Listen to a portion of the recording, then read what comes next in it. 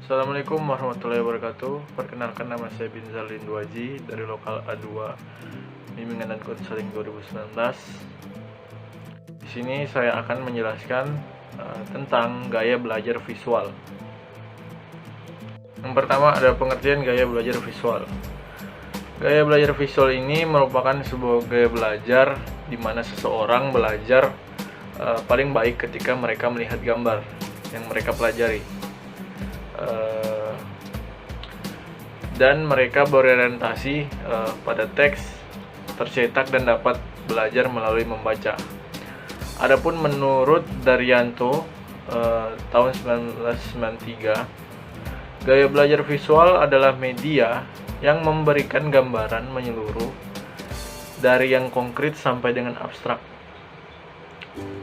Media visual artinya alat peraga yang digunakan dalam proses belajar yang dinikmati lewat panca indera mata. Adapun menurut Bobby DePorter dan Mike Henrique DePorter tahun 2000, ciri-ciri siswa dengan gaya belajar visual adalah: yang pertama, rapi dan teratur, berbicara dengan tepat, biasanya tidak terganggu oleh keributan, mengingat apa yang dilihat, lebih suka membaca daripada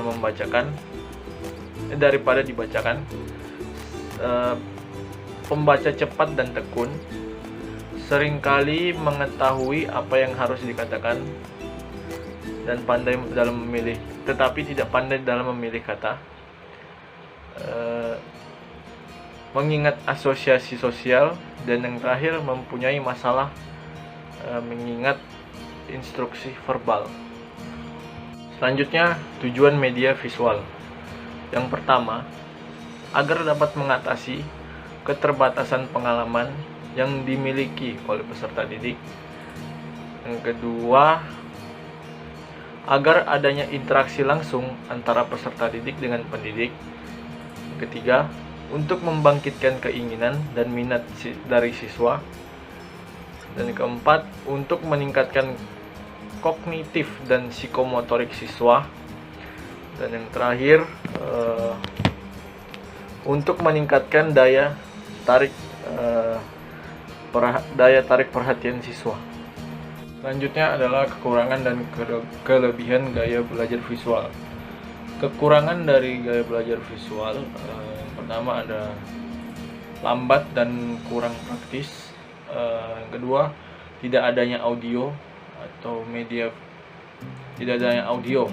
Media visual hanya berbentuk tulisan atau gambar tertentu sehingga tidak dapat didengar dan dapat mengakibatkan kurang mendetail materi yang disampaikan.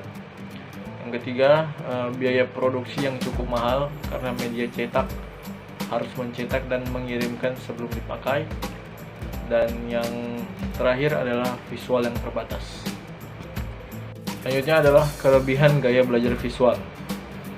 Yang pertama ada analisa lebih tajam, yaitu dapat membuat orang benar-benar mengerti isi beritanya. Yang kedua, dapat mengatasi keterbatasan pengalaman yang dimiliki oleh peserta didik. Yang ketiga, media visual memungkinkan adanya interaksi antara peserta didik dengan lingkungan sekitarnya. Yang keempat, dapat menanamkan konsep yang benar. Yang kelima, dapat membangkitkan keinginan dan minat. Dan yang terakhir, meningkatkan daya tarik dan perhatian siswa.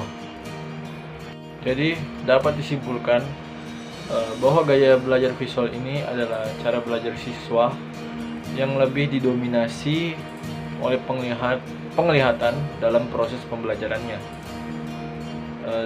Dan media visual dapat mengatasi keterbatasan pengalaman yang dimiliki oleh peserta didik dan dapat melampaui batasan ruang kelas melalui penggunaan media yang tepat